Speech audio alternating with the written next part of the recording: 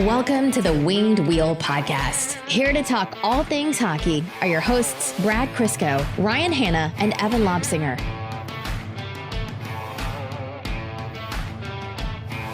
Brad, do you want to know what Evan did today? I caught him doing. Log on to the Patreon Discord, and I see a message from Evan that says someone had asked a question. And you know how Evan is. He'll just like jump into something and answer a question like 8 threads deep. And someone asked him something, and Evan just took a wild guess at it and then said, "Oh, I don't know. Ryan doesn't tell us anything." I said, "You'll probably get mad if I say anything more," or something like that. The fact that you checked that is amazing. For the record, Brad and I have multiple times in the past have had to ask Evan to scroll up 2 messages for the answer to the very question he was asking, which he had also asked 5 hours earlier. It'll be something like, "What did we decide on this?" And I can see the answer on my screen. And I just put down my phone for a long time. Yeah, that's why I put everything in a calendar, except for my social life. This is how he wins people over. He causes the torment within, and then outwardly he's like, "Ryan and Brad don't tell me anything. I'm just an innocent little man." It's true. Is this what gaslighting is? This is exactly, I feel like this is gaslighting. This is exactly what gaslighting is. I actually never knew before this moment. No, neither did I. I'm just taking a stab in the dark. This just feels like it's what it is. I still have no idea what that is. That tracks. That all tracks. Folks, welcome to the Winged Wheel Podcast. This is our last episode before the meetup. This is the final episode that we are recording before we run our event partnered with the Detroit Red Wings at Little Caesars Arena on Saturday, November 13th. Filled with excitement, anxiety, and 10 other emotions, and I don't know, whatever chemicals are going on in my brain to form something else that's, I'm sure, brand new. I'm your host, Ryan Hanna. I'm Brad Crisco because that's what Evan wants you to believe.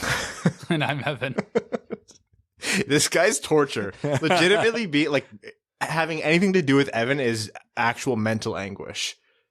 Kat is either the most resilient woman in the world or she's just so far broken down. It's one of those, for sure. And you don't know the answer. It depends on the day, I think. Why would it matter to you? All the same. Yeah. All the same. Okay. We are going to talk about Red Wings hockey. The Detroit Red Wings, Moritz Seider, Lucas Raymond and company scuttled the efforts of Connor McDavid to try to pull any New York Rangers funny business on the Red Wings. So we, of course, are going to gloat and talk and cheer about that. And we have actually some updates about the podcast. So the structure of this podcast, especially relevant to overtime, we've heard some feedback. We've consulted all of the most important people in the world. We even gave Pavel Datsyuk a call. He did not answer the phone. And we've decided to make some changes based on all that. But before we get into that, the Jamie Daniels Foundation, it's an organization we're very, very proud to partner with. All the tickets bought for Winged Wheel Podcast Night at the LCA, portion of those proceeds benefits the Jamie Daniels Foundation. Last night, Robert Thibault, I believe, on Twitter, started us off with a $50 commitment in case the Red Wings actually did beat the Oilers. Prashanth Iyer matched up to, or said he would pitch in 200. We said we'd match, and let's see if we can get this thing to $1,000. And when I went to bed last night, I think we were at $1,500 or $1,600 because the Red Wings did indeed triumph over the Edmonton Oilers. So you guys are all amazing. It was equal parts hysterical and incredible and heartwarming. This is the best community out there. All other hockey teams' fan bases suck compared to us. Yes. Wings Money on the Board is running our first special event. So the Saturday, November 13th Winged Wheel Podcast Night game is also going to be a special event for Wings Money on the Board. There are things going to be, it's a one-off commitment. So you go to the website, go to wingedwheelpodcast.com/blog. You'll see the post there. You can make a commitment for the full season, which is what we've been doing. But for the special event, you make a one-off commitment to that game. So Brad decides I'm going to donate $50 for every Lucas Raymond point. Lucas Raymond puts up 3 points. Brad donates $150, or it could be $5, whatever you guys can manage. And then he's automatically entered into a draw to win some cool prizes. We got a signed Michael Rasmussen jersey. We got bobbleheads. We got windwheelpodcast.com store gift cards. We got t-shirts. We got one of Evan's signatures. Oh, good luck. Yeah, big money stuff. So check that out as well. And the Jamie Daniels Foundation. Go to jamiedanielsfoundation.org as well for more info on the celebrity roast of Brett Hull and the silent auction that they're running. Okay. I said before that I just hope the Red Wings escape Connor McDavid unscathed. And little did I know the very force that would stop Connor McDavid at the end of a game where Detroit was leading by 1 goal was a beautiful defensive stop by Danny DeKeyser. Because, of course, absolutely of course. Yeah. The Red Wings beat the Oilers on the strength of a strong defensive play by Danny DeKeyser and a 2-assist night from Michael Rasmussen. Everything made sense last night. Last night was one of the best game-planned games I've seen by Jeff Blashill in his career as Red Wings head coach. Who have the Edmonton Oilers been all season? Incredibly hot offense, one of the toughest offenses to play all year. What was their power play shooting at like 50% coming into the game, something like that. Nothing to say for defense. They were winning by 1 goal in like 15 goal games left and right. I do not know if that's a real stat, but that's just the general vibe of the Edmonton Oilers. What did Jeff Blashill do? He put Bertuzzi, Larkin, Raymond against that top line the whole night. If you check their numbers, not great, because all their main job was just to try to contain McDavid and Draisaitl, which they held him to 1 point, a McDavid goal that realistically Ned would have loved to have had back. And then secondary scoring showed up for the Red Wings, and defense did their job. Executed perfectly.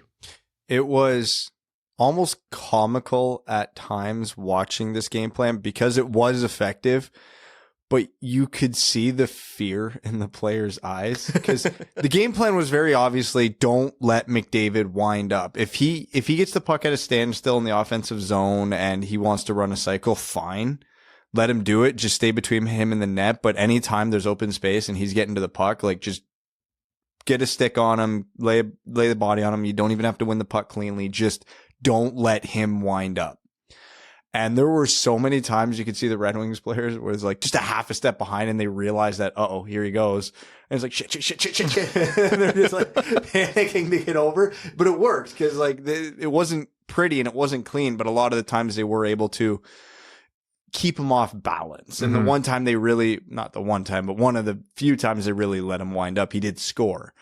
So it's kind of a testament to how good Connor McDavid is, where the Red Wings execute a damn near flawless game plan against him and he still burns them once. Yeah. And very close, very nearly a few other times, but If not for the mighty Danny DeKeyser. Yeah, but no, it was the right game plan to have against a team like that because let's be honest, their offense, though improved from last year, still not that deep. So if you neutralize Connor McDavid, the Oilers are one of the few teams where the Red Wings might actually have better offensive depth. It's just that top line is what it is. So It was a good game plan and it worked. I said after the game that Detroit should be proud that they held Connor McDavid to 1 measly goal, and that wasn't like I wasn't trying to be funny. Like genuinely, the guy, he did continue his point streak to open the season, but those 2 players held to 1 point is just fantastic for Detroit. Alex Nedeljkovic, my God. Yeah. He's perfect. No, like I think, of course, he had that goal he would have loved to have had back from McDavid, although it was a little sneaky. I mean, when you have McDavid's speed coming down like that, how are you, if you're Nedeljkovic, how are you supposed to seal the 5-hole there? Because it didn't go along the ice. He got that over the stick in between the legs, like the thighs, if you want to be specific. How do you seal that when you're trying to move laterally at Connor McDavid's speed? It's those little things that make him different. Yeah. Nedeljkovic is diving, poke check on his back, like sprawled out. That's Dominik Hasek, right? Oh, yeah. That's Hasek. Road hockey. Oh, yeah. Maneuver. That's like when you yell Dominator and sprint out of the net with your stupid road hockey pad. Like, that was amazing. Ned has settled in so nice. We keep talking about it. He continues like this. He's in that conversation. He's in the conversation for some award votes. huge for Detroit. Filip Hronek is someone I want to talk about. I understand this is going to sound like bitching, and it's not, I promise you. There are a lot of advanced analytics and models and things that are supposed to be able to isolate for the player. So it doesn't matter who your partner is, who your line mates are. It's supposed to isolate your impact on the game no matter what. And I think that in general, a lot of them do a really good job, but they're not perfect. And I just cannot help but think that someone like Filip Hronek, who was glued to Nedeljkovic to start the year, played some of the worst hockey we've seen him play since the start of last season, got scratched, came back, and is now playing with Nick. Like, I genuinely think there's so much to this mental game, especially with Filip Hronek, that has to do with who he's paired with, the confidence based on his partner, the situations he's in where it can't accurately be captured, by the metrics as they are right now. And this isn't saying advanced analytics are wrong. Filip Hronek's actually amazing. No, he had a stinker to start the year. I just think that the conclusions that Filip Hronek was a complete bust and we should give up on him, that was a little bit too much. So his play since he's been back with Leddy has been really, really, really good. He's far more aggressive is the main difference I've noticed. Obviously, his defensive game is a little better. His transition's a little better. But especially in the offensive zone, he's making things happen. He's not afraid to pinch. He's looking for those cross-seam passes. He's doing more of what made him successful a couple years ago versus the relative down year he had last year. And, a lot of that is because Nick Leddy can save his ass when it goes wrong, because you can't be an aggressive defenseman without making mistakes. It just doesn't exist. Which is good because, let's be honest, Nedeljkovic could not save his ass when he tried something and it went wrong. So yep. Not that Hronek's out there trying to walk guys or dipsy doodle, but just, pinching at the right time, taking that lane if it's available when, one of the wingers or the centerman has the puck. And it's refreshing to see, because I think I even talked about it a week ago. He looks like a completely different player since he's been back. And obviously, I'm sure being paired with Leddy has a little bit to do with that, but yeah, it looks like a mindset shift more than anything. Yeah, and it's not. I don't think it's like. I don't want this to be Filip Hronek, the perfect two-way defenseman. He's a top pairing guy in the league across every team. That's not it. I think a good Filip Hronek game is show your offense and be sufficient defensively. Anything extra is gravy, because Filip Hronek's not a shutdown defenseman. That's not who he is. That's not who he's ever been. But as long as he's not a liability, and then he has the confidence to go out and do those offensive things, and that's what you want. And then you float up between the first and second pair, depending on who the partners are and who the Red Wings personnel is. That's what you want to see.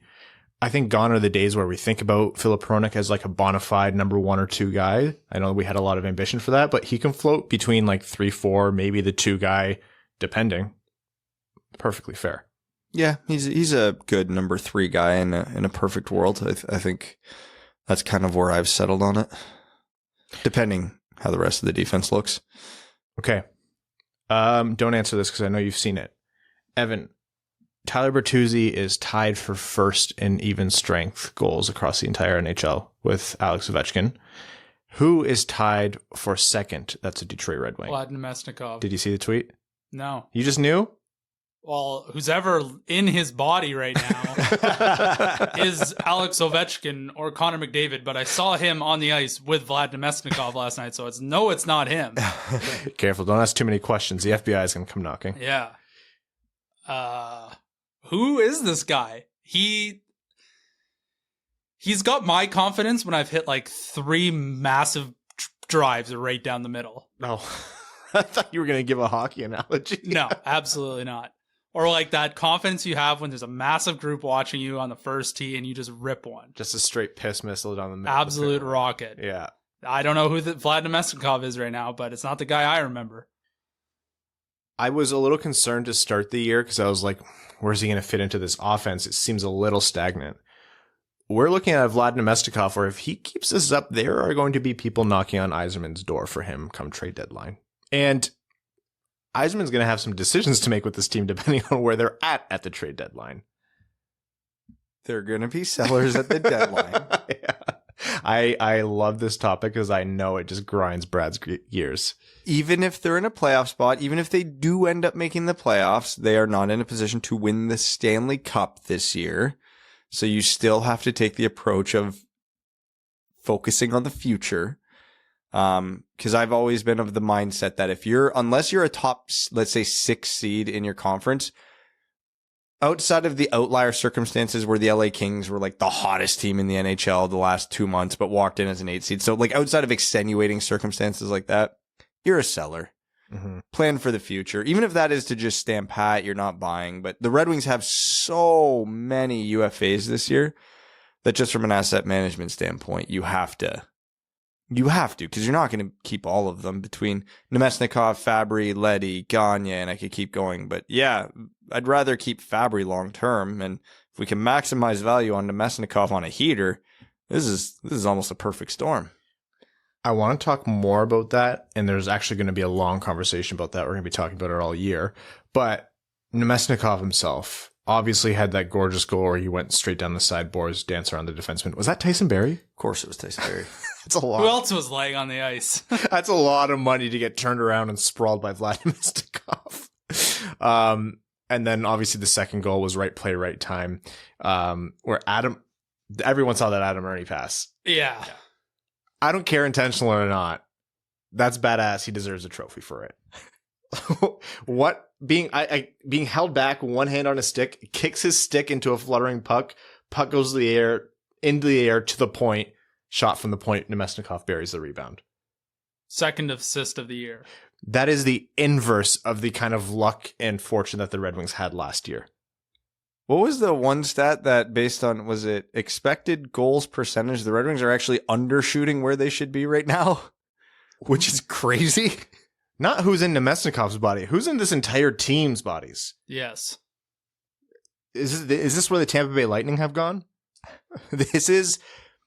Yesterday was not a perfect game. The Red Wings did their classic in the third period for a lot of it. Just sit back and wait for the Oilers to attack.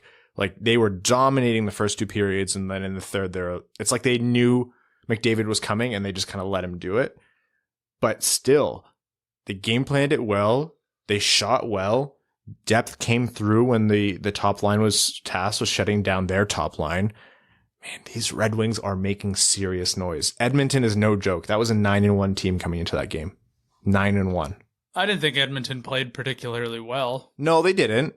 They did. Partly their fault, partly because the Red Wings game planned them well.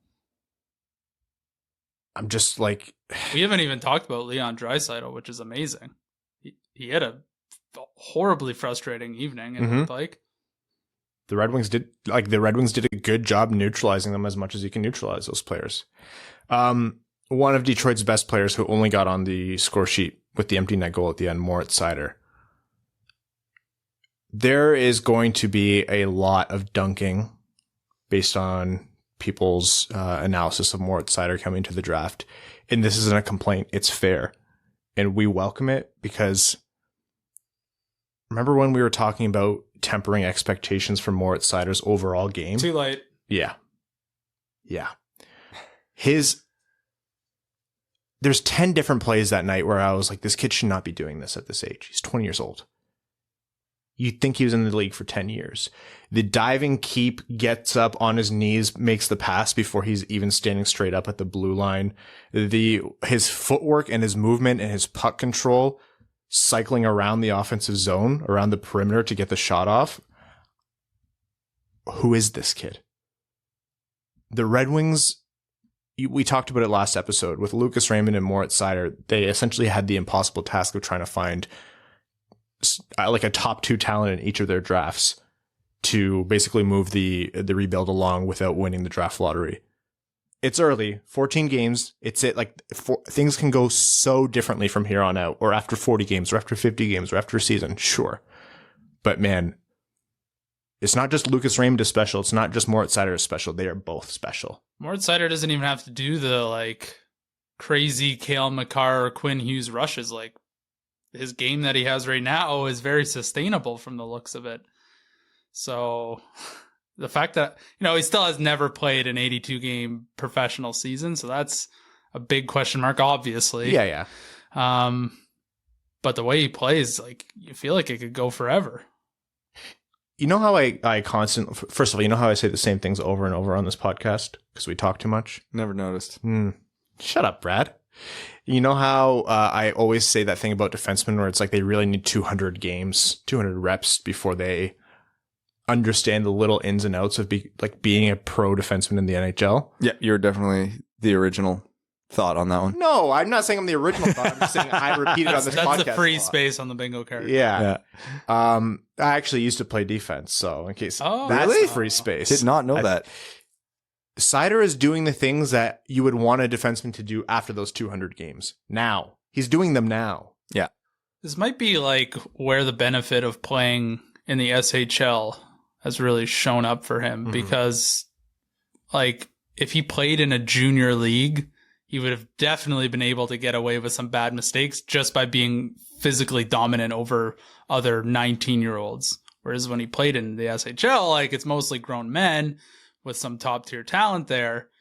Like, he's sort of already worked out some of those issues that he may or may not have ever had.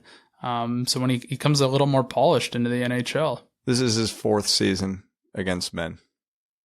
He had, 2 in the DEL? He had 1 in the DEL, 1 in Grand Rapids, 1 in the SHL.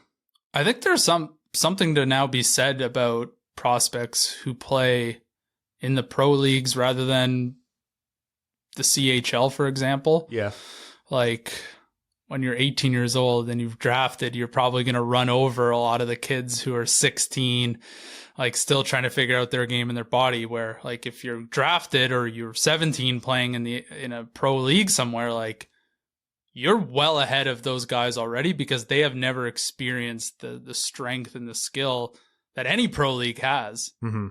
Not to say the CHL is bad by any means, but but it's kids. Yeah, but there's definitely something about guys lately who've come out of the pro leagues, the lower tier pro leagues, and then have success in the NHL immediately. It seems to be that sweet spot, eh? Because, like, you can't just come into the NHL if you're not ready. Pretty much ruin Michael Rasmussen. And I mean, that depends on skill level. I'm not sure that's going to vary from player to player. But if you go to a weaker league, but that's still against physically, like, developed men, and the pace is higher and the strength is higher and they hit harder, then that seems to be a good recipe. It seemed to be it's just something I've noticed recently with guys who come out of those pro leagues. Like, they look more NHL ready than even guys who are, like, top 5 in the CHL, for example. It's a tough spot for the NHL as well, and the CHL, because the CHL is still the NHL's arguably most important feeder series, and the NHL cannot just burn them with that agreement by reshaping it so that the CHL loses all their stars. Those teams need to put butts in seats. It's a whole thing. But we're going to see, I think, even if it's not, like, regimented and even if it's not, like, structured within the rules, you're going to see a lot more guys doing this, I think. It's been tried and true now, and especially with the pandemic, so many guys going overseas because the OHL didn't run last year, for example. We're going to definitely see more of it happening. Yep. That's probably why we've seen Lucas Raymond come off to such a hot start. He's always had the skill. Had a year in the SHL against grown-ass men to hone it and to get ready for the physical game. 2. Yeah, 2. 1 where he actually got real minutes, though. Yeah. And I have not seen... I was concerned coming into the season of people basically punking Lucas Raymond.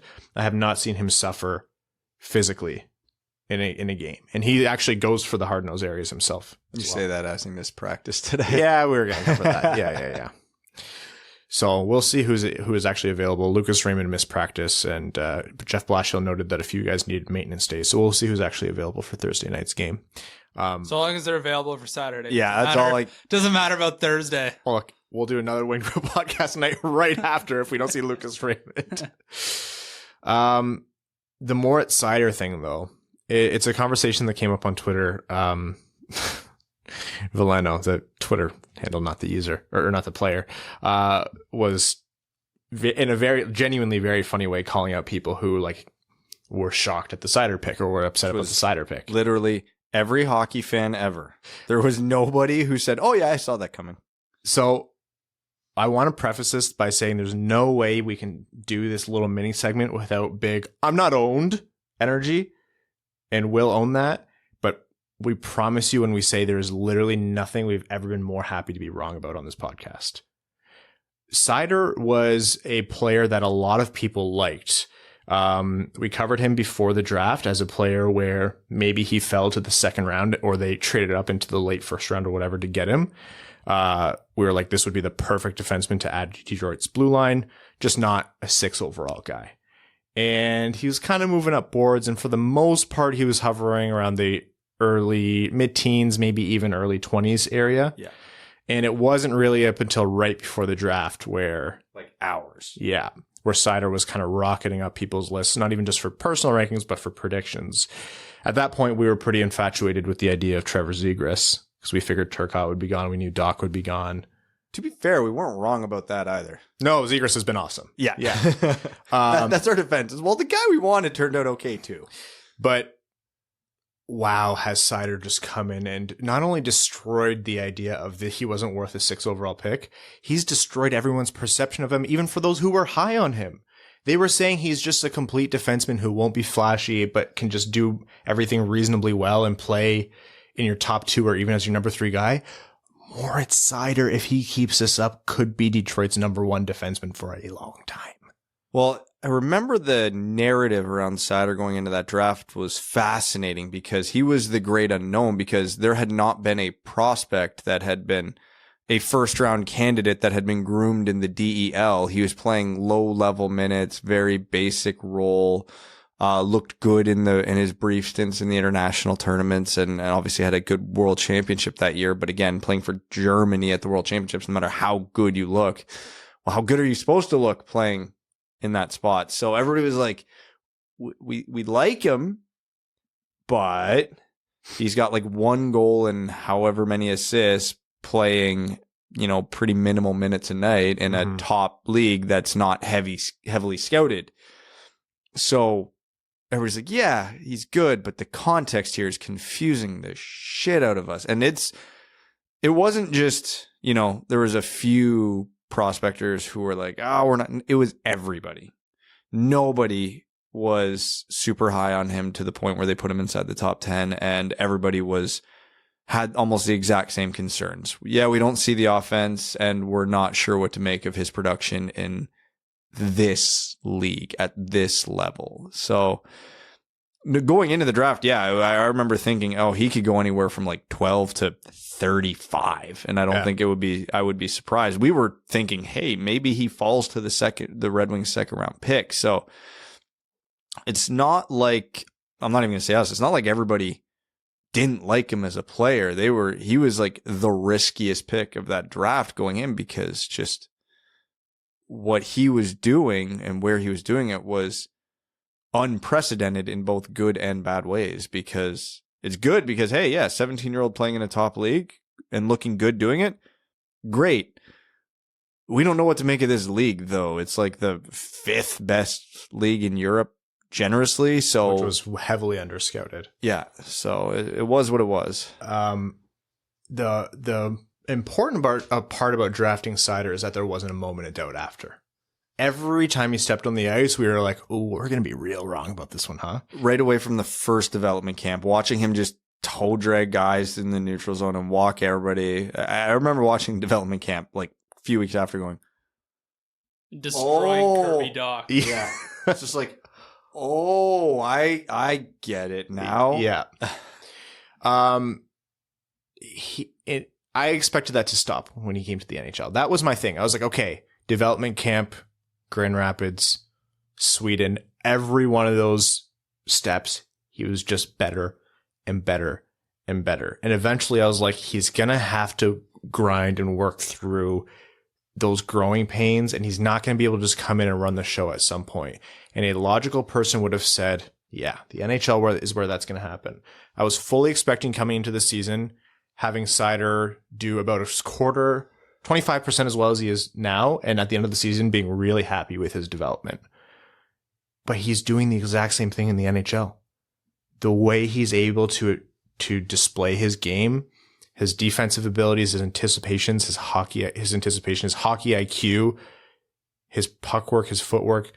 The thing that gets me all the time is the power play quarterback thing, like the way he feeds the puck and how smart and calm and just this, not even just the safe play, but the right play every time. Is he infallible? No. And will you see hills and valleys? Yeah, sure. Every player goes through it. But when I say this is the most wrong, not even that we've been about a prospect, this is the most wrong I've seen anyone be about a prospect, period. I don't know. You remember Alex Degg? No. But like in the other direction, right? Like, I don't know. Keith Kucherov comes to mind. Yeah, but this was in the first round. Like this was a single digit pick. Yeah. Kudos to the Red Wings European scouting team. Kudos to Steve Yzerman for coming into a scouting team where he had, 2 months with them before he had to make this pick, and he listened to them. Kudos to the entire draft group with Detroit. This is like egg on our face. Happy to have it. I'm cool with it. Yeah, happy to have it. Like, how far away are we from Seider going first in a redraft? Because looking through this, there's a few candidates. It's definitely not him. You can definitely, Jack Hughes probably still goes first, but Bowen Byram probably makes a case. Trevor Zegras probably makes a case, and that's probably it. Seider's in that group with them. Let's see how the season finishes out. It's a toss-up between those four guys at this point. And I think Seider is not the fourth most likely to go first overall in a redraft. Like, genuinely. It's not easier for forwards in the NHL. It's very tough as a skilled forward coming to the NHL as a kid because you usually get dunked on physically. But it's tough I think it's even tougher for defensemen to play the kind of game he's playing right now. I don't know, man. I'm just constantly blown away by this kid. I thought it would be Lucas Raymond as the leader for the Calder favorite the whole way, but this is going to be a roller coaster all season between those two. I think so. I hope so. Man, feels good. Feels good to be wrong. Pressure free. Okay, before we move forward, I do want to tell everyone that today's episode of the Winged Wheel podcast is proudly brought to you by the FanDuel Sportsbook. Yes, we've partnered up with FanDuel once again. They're a sponsor that gives us hockey fans what we really need, more excitement in the game. There's a lot of reasons why they're America's #1 sportsbook. They're simple to use. They have fantastic odds on different betting markets, giving you more action every single game day. Tons of fun and unique bet types like single game parlay and exclusive promotions to huge events. And when you win, you get your winnings safely back to you in as little as 24 hours. The ease of use, the quick withdrawals, and the odds boosts and specials are reasons why we like FanDuel. And there's a special offer going on.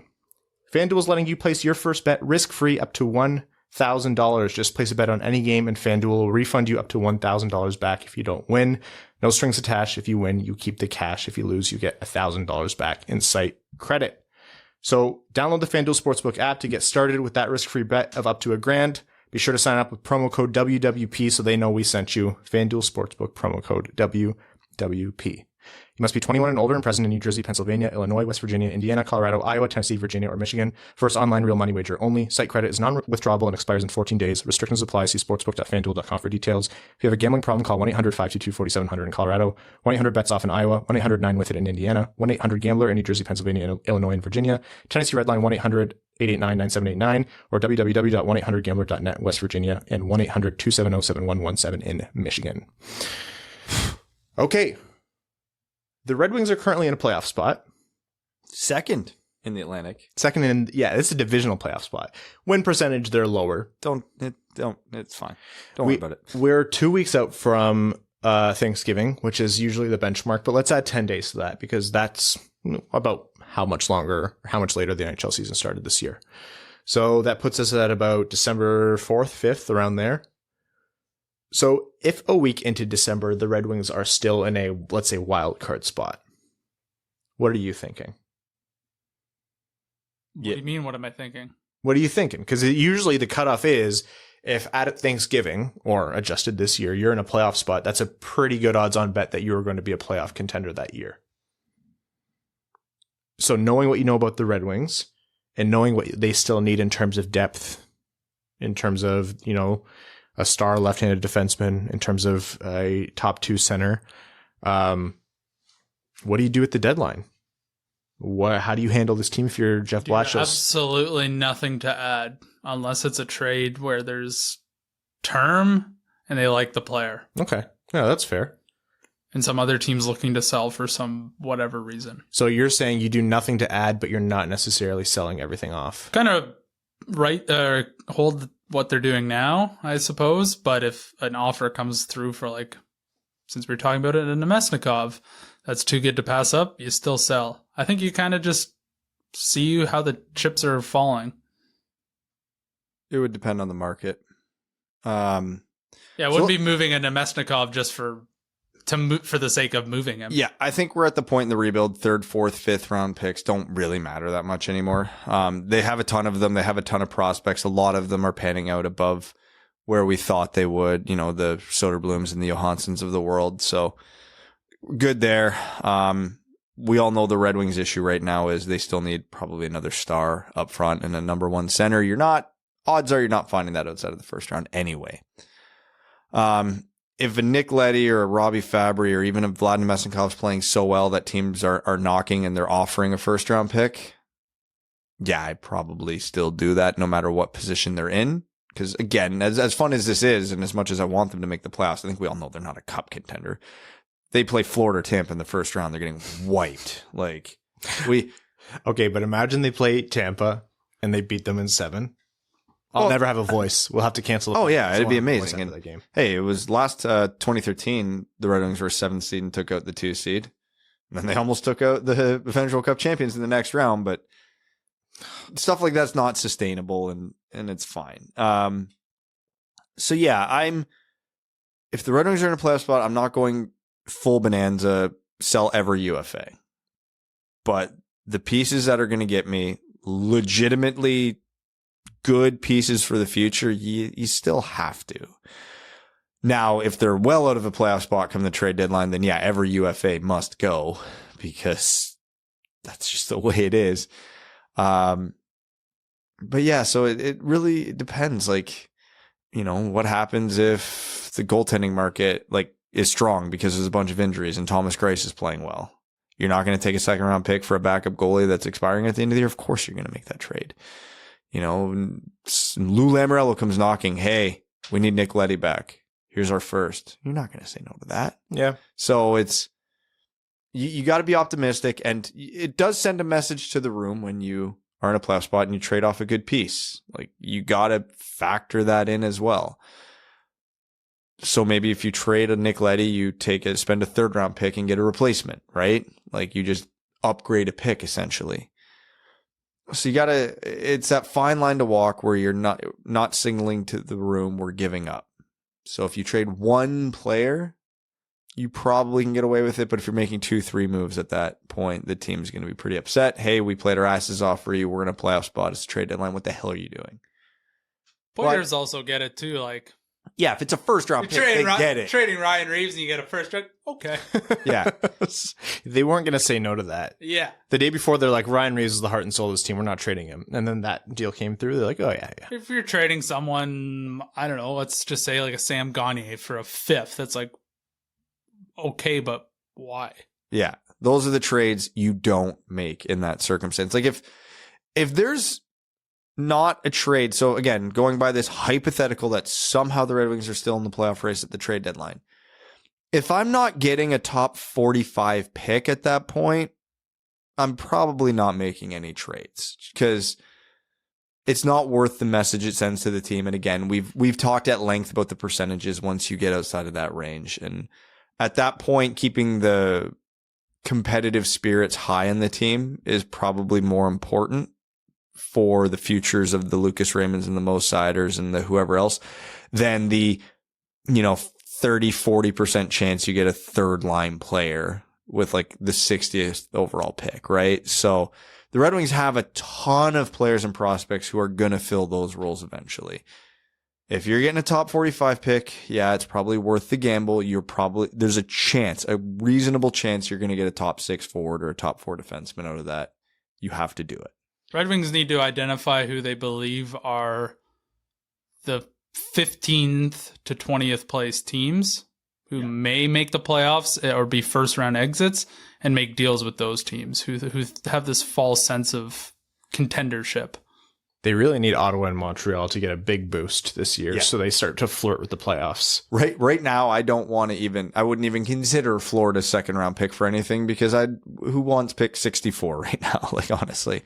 No, Evan's right. You got to be strategic about it as well. What's a team that might make some noise in the playoffs or might not, that's not in a great spot right now and might finish around the 20 mark? Right now, if I'm looking at a team to sell to, I'm looking at Vegas. They're not going to finish high in the standings because they're missing Mark Stone. They're missing Jack Eichel. Max Pacioretty's out. They're probably a team that still fancies themselves a contender, and they will be a good come playoff time. But are they even going to get there? The main pieces that I see available for the Red Wings, and I was expecting to look at this roster and think there aren't going to be a lot.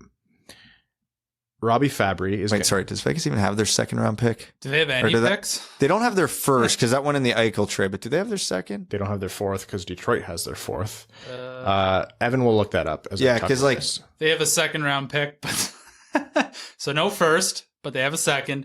They don't have their own third, but they have New York's. They don't have a fourth, and they got the rest. And a fifth from Chicago. So you can get a second round pick from Vegas. That might be around pick 45 this year. So, like, if you can get that for a Vlad Namestnikov, you should do it. I'm looking at Robbie Fabry, who's expiring. He's going to be a UFA. 25. He's 25 years old right now. I'm looking at Vlad Namestnikov, 28 years old, expiring UFA. How old is Fabry again? Sorry, Fabry's 25 currently. Yeah. Namestnikov's 28. Yeah. I don't think Gagne is going to get attention really. As much as I'm like, again, same as last year, low-key impressed with what he's doing for Detroit. He won't. Nick Leddy is going to get attention. Yep. I think Troy Stetcher will have some suitors. If he's healthy. I'm going to say no on Grice just because I will never predict that for goalies. Yeah. And all that to not even mention Tyler Bertuzzi. Yep. So you see a left-handed defenseman like Sam Girard on the market.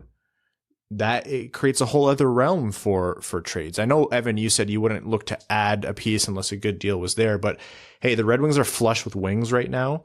So if I'm Eisman and if the Red Wings are in a spot with, I just love that you said wings, not wingers. Yeah. I would love to say that was intentional, but that's mostly because I misspeak on this podcast, which is mainly audio focused. If I'm Steve Yzerman and I am not too worried about disrupting the chemistry and structure of this offense as is, i.e. when Hronek comes back, someone's going to be pushed down, I consider making a move for a Sam Girard type, a left-handed defenseman whose stock in Colorado is probably as low as it's going to be if you believe in him as a player, which I still think I do. You can He's probably locked get him up for an infinity amount of years at, I think, what, $5 million or something? Oh yeah, he's cost fantastic contract. $5 million in 3 years is going to be nothing. Is he half a foot shorter than Yzerman likes his defenseman? Yeah, absolutely. But genuinely, I think that could be a really big opportunity for potentially, depending on where this team's at. Or even, hey, let's see this team's out of the playoff picture by then. My prediction is still that they will be. All this talk is just a fun hypothetical because they're there now. I do think they're going to regress to the mean a little bit. Their depth scoring is not going to show up all the time, and their defense basically is built on one side only. But that doesn't mean that A, they're not going to be fun still, and B, that Yzerman couldn't make a move like that. So I don't know. I think there's that movement there, or there's a potential for it. They've got the pieces to make actually significant changes to the team that they want to make rather than just selling off and taking picks back. Yeah. Whatever trade the Red Wings have, they have to have an eye to the future, no matter what it is. Yeah. So if they're giving up futures for Sam Girard, well, Sam Girard's also futures. He's not that old, and he's cost controlled for a long time. Was he 23, 24? Something like that. 23 years old. Yeah, so that's still a move for the future. So you could trade a Joe Veleno, not that, I'm singling out a guy. Okay, well, they're both futures. We'll give you one Michael Rasmussen, but you have to add. Right now, I don't know if Veleno's the guy that they would trade just because, center depth is a problem. So I'm thinking like Robbie Fabry. Like I'm looking in that territory more than anything. Sakic is in win now mode, but Sakic's also not a dummy. Well, Sakic also would love cap space, and they want Gerard's $5 million Yeah, over oh, yeah. infinity years. Steve off the Yzerman books. is also the David Blaine of trades. Yes. But but this is where other teams. Steve Yzerman took my picks. But this is also a market where other teams will drive up the price on Sam Girard. There will be teams that will offer a hell of a lot more than a Robbie Fabry. Well, if they wait for the deadline, yeah, maybe. But I don't know, man. Deadlines are boring, and there's no reason to wait. I agree. Like, if I'm Yzerman, I'm calling Joe every day for the next 3 months. Because, again, if Girard's value is as low as it's ever going to be, you either strike now or you don't. I'm very much on board with that. Problem is, I don't know what that cost would be. Like, Sam Girard's a good hockey player. And he's cost controlled at a very reasonable contract. Players like that usually net a king's ransom. So you're looking at Robbie Fabry plus Berggren. Oh, really? You think that's low I just don't know. or high? I don't know. Let me tell you something that I've like kind of been thinking about lately, and it's a Vegas thing. Think of all the prospects who are, we'll say, top tier prospects that they've had that they've traded away for NHL players. They traded away Cody Glass. They traded away Peyton Krebs. They traded away Nick Suzuki, like Eric Brandstrom. And like the only guy who I've really am believing in right now is Nick Suzuki. Like, there's something there that they're tinkering with where other teams overvalue their top end prospects. And who have they turned those players in? Those prospects into? Their Max entire Pacioretty, Jack Eichel, Mark Stone. I could run faster than Jack Eichel right now. Just putting that out there. No, his surgery's Friday. He would absolutely torch you right now. So, like, okay, sorry. I need to specify. Fabry and Berggren's too high or too low for Girard? I was really hoping you had distracted him enough where he'd move off this line, because I know I reacted and now I'm in the hole. Okay, like, admittedly, that's not enough for Girard. No, admittedly, I know in terms of value, this whole conversation, and this is my fault, I'm driving this, has gotten too fantastical, and I actually hate what we're doing on principle. But for the sake of it, you're right. In value, Girard has more value than we're giving him credit for here. I just don't like the idea of sending bona fides, like actual realized players, rather than picks in that situation. No, are they realized? No, Jonathan Berggren still probably greater than 50% likely to not be a top 6 forward. Now, he has, over the past year and change, very much got that closer to the 50% mark. Like, don't get me wrong, I'm a believer in Jonathan Berggren, but you look like Evan just meant. He just rattled off 4 surefire prospects, only one of whom has panned out at this point. This is if we had George McPhee as our GM, this trade would have been long done by now. Why are we discounting Peyton Krebs all of a sudden? I'm not. No, he's good, but he's not surefire. That was just part of the list who they had as bona fide prospects. 1 point in 13 NHL games. Like, there's very much room for error with Peyton Krebs still. Again, I like the player. I'm betting on him being good for Buffalo. But, I mean, the thing you got to understand is once you're in a position to be good, this is when you have to completely flip your mindset of where we've been lately, where it's all picks and prospects. Is what is our whole philosophy for the last 5 years been? Get as many picks and prospects as possible, because you need good players. You get them through the draft, but so few picks pan out. I thought our philosophy was shut up, Brad. So we need to get as many as possible. So once you're good, you don't need to roll the dice. You can turn the dice rolls into good NHL players. So right now, Joe Sakic wanted to offer Sam Girard, a good 23-year-old defenseman at a direct position of need for the Red Wings, who's cost controlled, for a player that's probably going to be a good top 6 forward, and another player who is a decent top 6 forward. I'm taking that trade and running. Like, I'm sprinting to the phone to call NHL's trade office to. I don't even think that gets it done, to be honest. No, it doesn't. Detroit would have to add on that. But okay, yes. But think of this as well. Colorado's squeezed to the cap right now. No, I understand that. If this was a bubble between Yzerman and Sakic, Detroit has a lot of leverage that they could lean on the Avs with. That, hey, Girard's falling out of favor. You guys are in a cap situation. You're going to have to give McKinnon a raise soon. The value's not going to get driven up by Joe Sakic. It's going to be get driven up by the other teams bidding on Sam Girard. Is Colorado not going to feel more desperate now that Vegas has added a massive piece in that arms race? And is Colorado not going to get more desperate now because their window is not as big as people think it is? No, I agree. But if that's the case, and they're like, we don't want a single future, we want to win this year, and they're putting Girard on the table, they're not asking for Fabry. They're asking for Bertuzzi. Yeah, I think they're asking for Bertuzzi too. But I would do that, and I think I would do that too. I'd have them add, honestly. You could probably get something else out of Colorado for that with how Bertuzzi's playing right now, understanding the vaccine requirements are not going to be forever. But yeah, that's probably the framework for that trade, not Fabry. Anyways, I thought this was going to be a small topic. This is... because like it is a fun because this is a frame shift in terms of how this team has to approach deadlines and moving for players now. And it's not even that. It's Girard's the rare case of he's young enough that there's a future with him. He is the type of player the Red Wings do not have right now. And he's at a position where the 3 current players occupying that position are unrestricted free agents at the end of the year. This is a very unique circumstance where there's a very established NHL player now who fits the Red Wings now, who improves them now, but also still makes sense for the future when you're keeping an eye to their contending window. This is I really love this topic, but very quickly to pull it away here. Sam Girard's like the gold standard for what you just described. Let's go for a poor man's version of that situation. Not a poor man's Sam Girard, but a poor man's Dennis version. Cholowski. No. Erik Brandstrom. Yeah, I falling would. out of favor in Ottawa. Sure, it's a project. It's a little bit of a reclamation. You don't want to give up too much because that's a lot of uncertainty, but you could have him for probably way cheaper. Way cheaper. Probably a second round pick right now. You do that? Probably. I'd probably do that.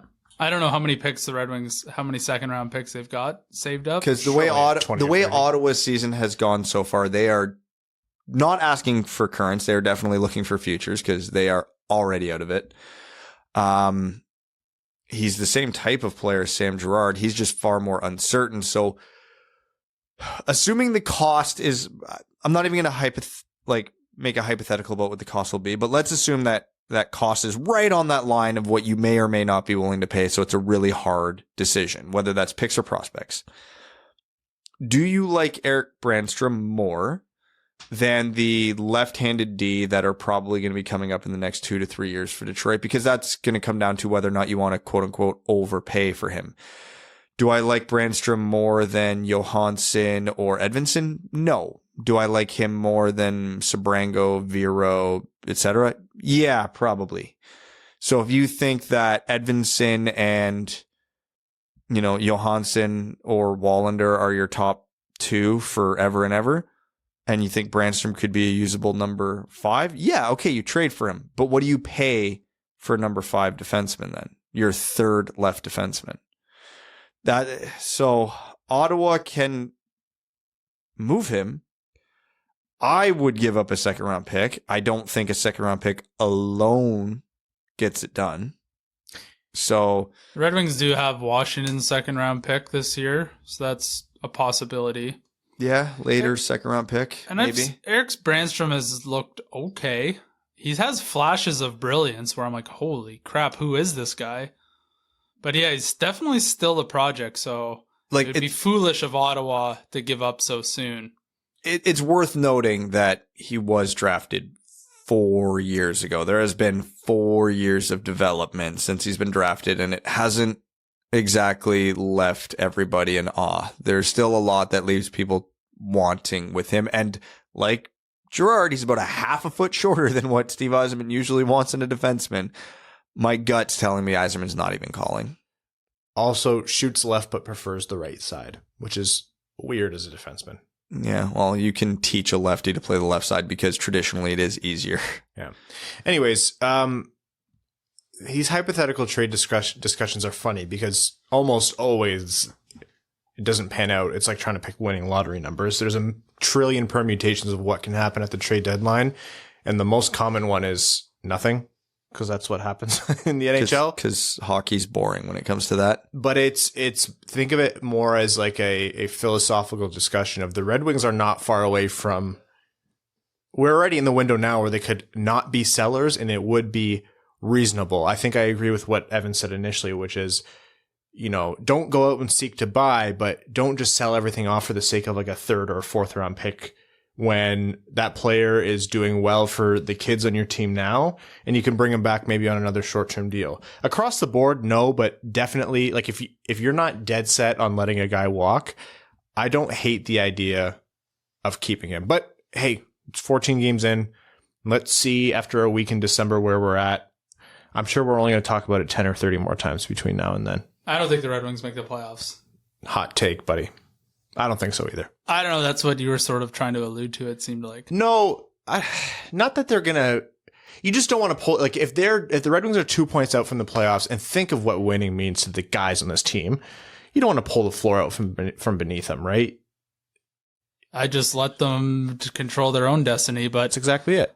Like I said earlier, if a deal comes by that's too good to be true, like the players in the room understand that as well. And like it is a business at the end of the day. This isn't Boy Scouts where everybody's hanging around the fire singing Kumbaya. Yeah. Like, do you want to win and get into the playoffs this year, have a taste and get absolutely destroyed and it be for naught? Or do you want to win and get in the playoffs consistently in 2 years or 3 years or whatever?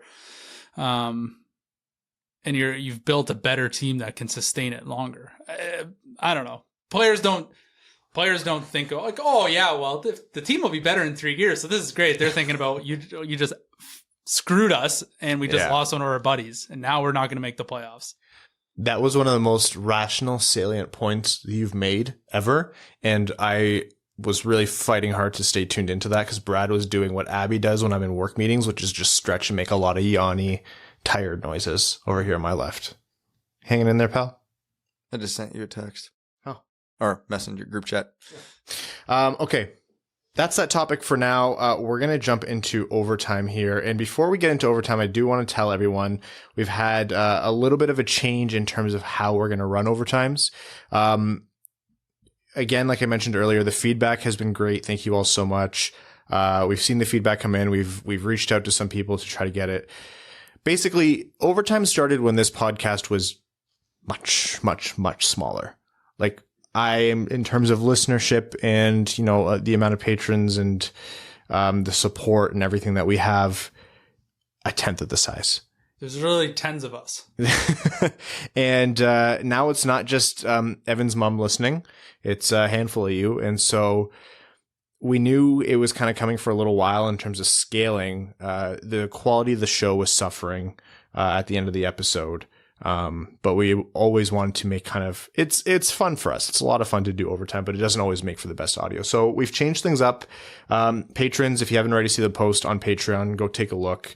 It outlines everything, including some other fun stuff that we're going to be doing, which we'll talk about in future episodes. Basically, we're going to pick out a few questions every episode at the very least. Answer them, talk about them if they're good discussion points. Or relevant to this episode. And that's what's going to be in the main episode. And for patrons, we are still going to read all the questions, answer everything, and go through that. And that's going to be posted as an additional Patreon exclusive episode directly on Patreon, probably around the next day, depending on time allowing for editing and posting and stuff. So you'll still have everything read out, and we're going to try to cycle people through and make sure that your comment gets read out over time. But yeah, that's our plan for improving the show's quality and keeping maybe not our 45 episodes all the time. Okay. Patreon. Overtime. Brought to you by our patrons. Patreon.com/wingedwheelpodcast if you want to support the show. Clearly Hot for Cleary says, new patron here. Been listening to you guys for a couple years now and want to thank the three of you. Yes, even you, Brad, for all you do. Got me through a pretty dark time during the pandemic. Who is your favorite fourth line Red Wing since 2015, not named Darren Helm or Luke Glendening? Steve Ott, moving on. Oh, is it just a Brad? No, I think it's all of us. Favorite fourth line since 2015. I think he was still there. Drew Miller. Oh, Miller. Eves is another good one. Yeah. Drew Miller and Eves, although I think Evan has it with Ott. Witter is another good answer there. Darup says, Ned's poke check, goddamn. I was talking to a friend about this after the Oilers game. Do you feel that Ned is going to be one of those streaky, confidence is the important aspect because I'm an athletic freak type netminders? I don't know. I really haven't seen a ton of inconsistency from him over the last year and change in his game. So ideally, no. He's got confidence, but he's definitely has that like very calm, like when we spoke to him, he's just very like, yeah, it's cool. Like just very composed. I feel like, I do feel like he's more composed, and I think we need to see more of this season before we make that declaration one way or another. But I don't get the Mrazek feeling from him so far. No, me neither. Matt S. says, first of all, I can't wait to see everyone on Saturday. Question for you, Evan. How much do us listeners have to donate to the Jamie Daniels Foundation for a hot tub podcast to happen? You don't have enough money.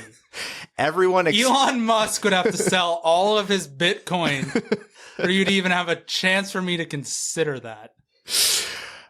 I'm telling Ken that you're sitting on... Ken's allowed. Ken's invited over. No, I'm telling Ken you're sitting on a gold mine because you could get so much money for the Jamie Daniels Foundation if you just let this happen. I would do a podcast with Ken and Mick in the hot tub. Not you two scrubs. How many people could you fit in there? It's an 8-person hot tub. Okay, so we can all fit. No, but then our feet are touching and it's weird. You're wondering whose foot that is. You know what? That's the first point I've agreed with him on. I was actually trying to get his attention earlier, and I was actually trying to touch his foot. So that didn't work. And I'm Devin, says, what are your thoughts on players aging through rebuilds? Bertuzzi's producing great, but knowing Detroit's timeline, maybe 4 years out, he'll be 30 by then. Do you move him for assets, or do you keep him and see him through the process and replace him as he ages out? See Mantha, Anthony. That worked out well. And the important thing to remember about Mantha is there was flexibility there.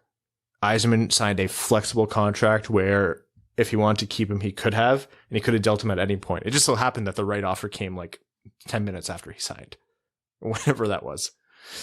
Noisy Wallace says, hey guys, new patron here. Welcome to the Dubbed Up Club. Listen to my first episode in May of 2019, and I have not missed one since. You've been a joy to listen to, and you've made me an even bigger Wings fan in the process. Lost my job during COVID, or I would have done this a lot sooner. Well, happy to hear that you're back on your feet, and thank you for the support. Question is, while this is the most fun I've had watching the Wings in over a decade, do you think our success this season could hinder the rebuild if it continues?